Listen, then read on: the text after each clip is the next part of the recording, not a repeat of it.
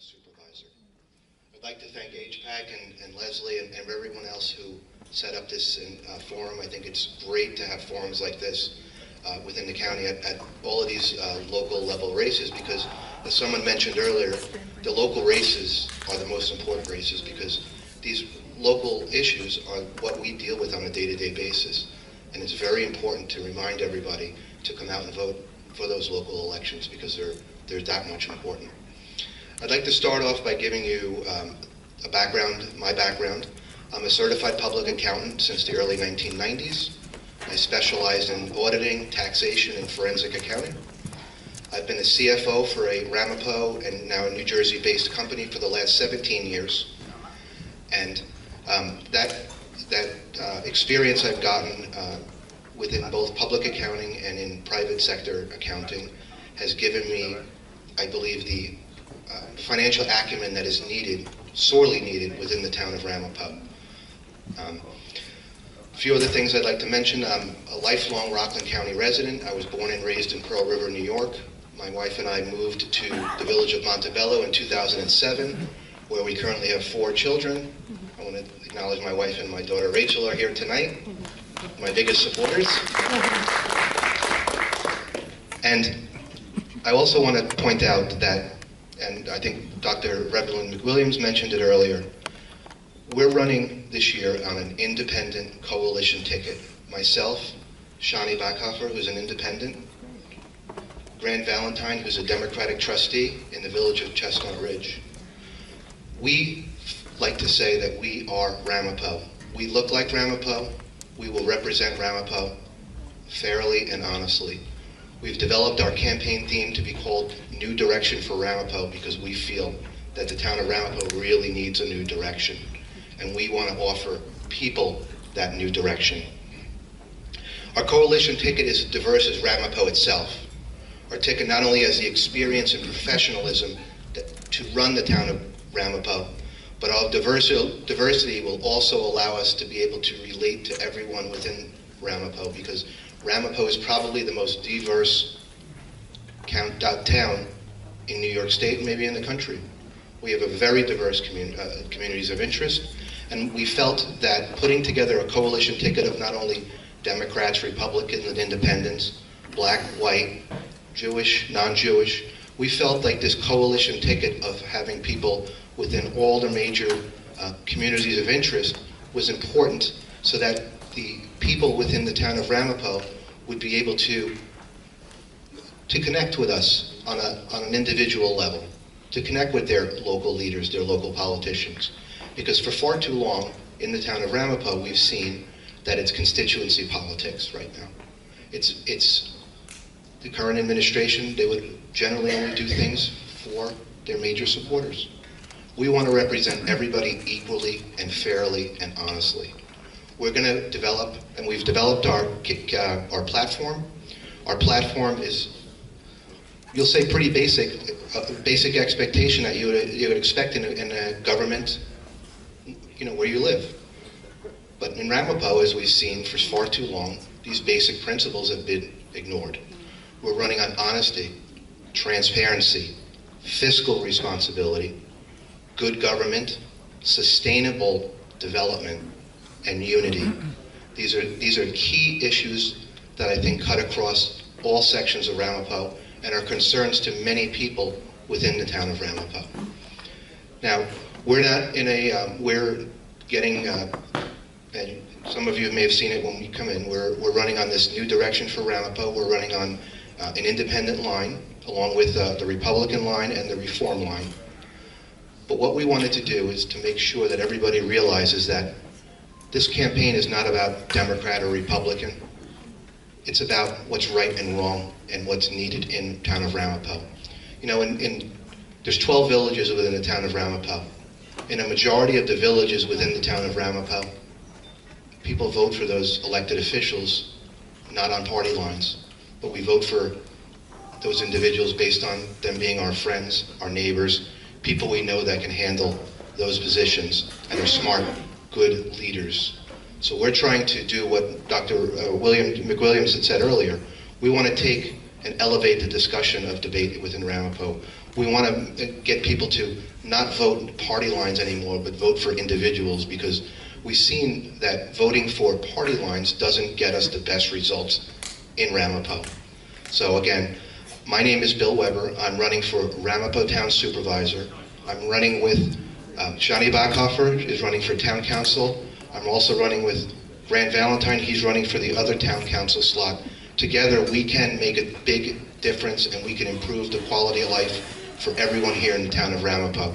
Our election is on November 7th, and I'm asking you for your vote because in my opinion, it's the most important election that's ever come to Ramapo. We have an opportunity to change courses. Thank you very much. Yes. Thank you. Okay, so thank you. We have a number of questions.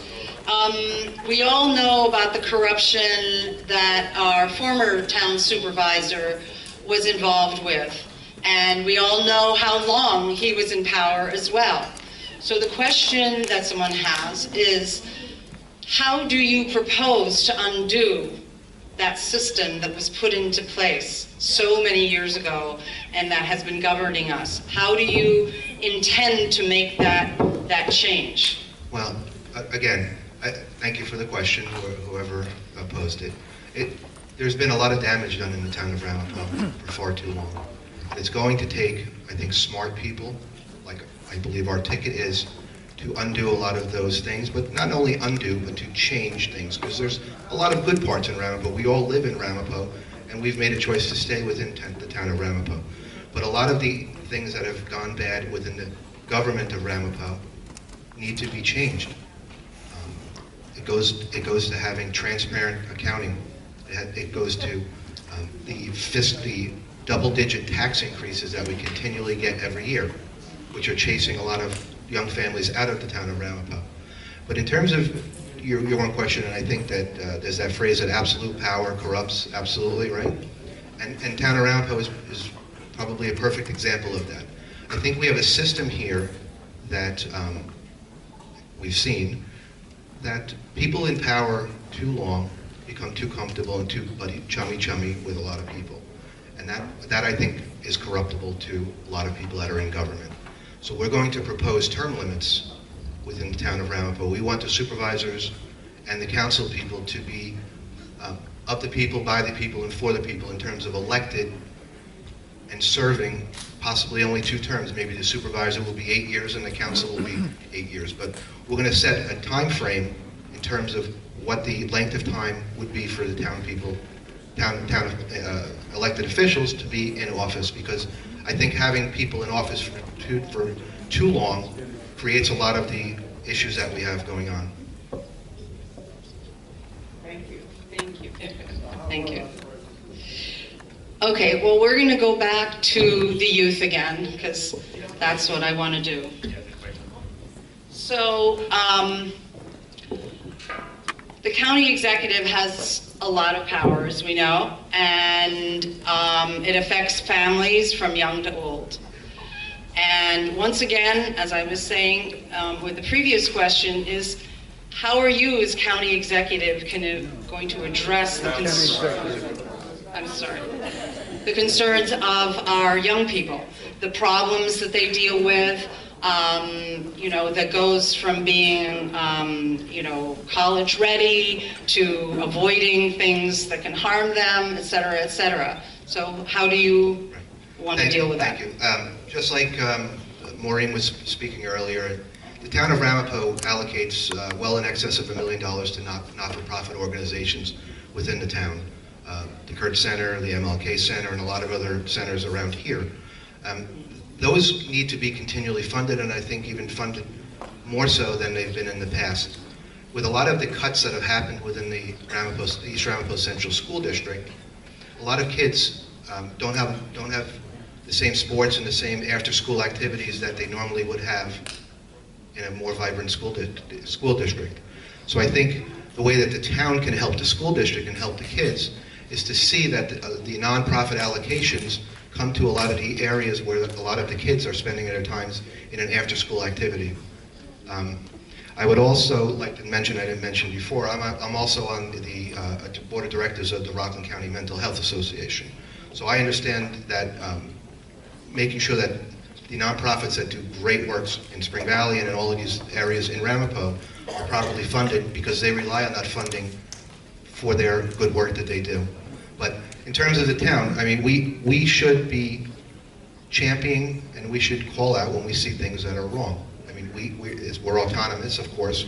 The school board and the district itself is autonomous of us, but that doesn't mean that we need to stay silent when we see things being wrong. So we want to be a good, active partner with the school districts, whether it's Ramapo Central School District or whether it's East Ramapo School District. For far too long, the town of Ramapo stays mute on any issues related to the schools, and in fact, a lot of the decisions that they've made over the years in terms of unsustainable development and some of the other issues that have happened that weren't properly thought through as to how is everything going to impact the entire town in terms of the school district. They've been bad partners, bad neighbors, and our government will be good partners with not only the school districts, but all villages within the town of Ramapo, because what we allow and what we disallow at the town level impacts everything around us. Thank you. And the next question is, I guess you call it a political one. Do you support the ward system? I do. I think the town of Ramapo's population, I think it makes up about 50% of the population within Rockland County, which means it's big. The county, Rockland County, as we all know, has 17 legislators, because the county is so big, because those people who live in particular areas of the town of Ramapo or the county want to have representation that they can go to somebody at their local level and talk about their local interests. I think that knowing that the town of Ramapo is so big, we need to have a ward system in place so that people in Sloatsburg or the people in Pomona or the people in Chestnut Ridge feel like they can talk to their individual council person and have an open dialogue with them, because that council person would theoretically be their neighbor, be their friend, or be someone directly in their community. I think having an at-large system like we have now, where council people are voted at-large town-wide, I don't think the council people really have the need to or the desire to go to the other communities all around town to speak to and listen to the people's complaints, because it's so big that they can't really address individualized issues. So I am in favor of a ward system. I think it works for the county legislature. It works similar for Congress people. I think it's something that would be, I think, very beneficial, because people would feel that they can go to their county, to their town legislator and get their voice heard. Thank you. Another question is, how would you, speaking of the system that's already there, that was put already in power, how would you work with the planning board, which holds so much power in our town? Well, in terms of overdevelopment and et cetera, et cetera. So one of our main platform items is that we want to have sustainable development within the town of Ramapo. And for far too long, the administration appointed people onto the planning and zoning boards that I don't think have looked at the town in the big picture. The town of Ramapo has a comprehensive plan that was developed in 2004, and the town of Ramapo has not addressed or updated their comprehensive plan since then. And most towns are required to, or it's common practice, that they're supposed to update their town comprehensive plan every 10 years. The town has not. And I think that if the town had done that, they would be able to evaluate what the initial comprehensive plan was and how it actually materialized over these number of years, because as I said earlier, the town has grown so much and so fast. And that's not necessarily a bad thing if it was properly planned for. And not properly planning for something leads to a lot of issues. I was driving here earlier today, and as all of you know, when you come on Route 45, it's a traffic nightmare. And it's a drainage nightmare. There's flooding on the streets everywhere. There's traffic everywhere. There's basically people walking in the streets because it's so congested. Now, these things could have and would have been addressed if you had responsible people looking at the big picture and addressing the comprehensive plan on a more consistent basis. So what I would tell you is that our slate will appoint people to the planning and zoning boards who are capable and who agree with us in terms of our sustainable development type of a platform. Because those issues, I think, are the overriding issues, not only in Ramapo, but in the county. It's a big concern to everybody, and it relates into a huge, it's a big quality of life issue that affects everybody, and all of those issues could be solved with a town that actually listens to their people, develops a comprehensive plan, and follows the comprehensive plan. Because the planning and zoning boards are allowed to make deviations from the plan. They're allowed to give variances. They're allowed to, and it's the question of could they and should they? And it's not always that they should be doing it. They should be looking at things in totality. Well, thank you. We have an opportunity now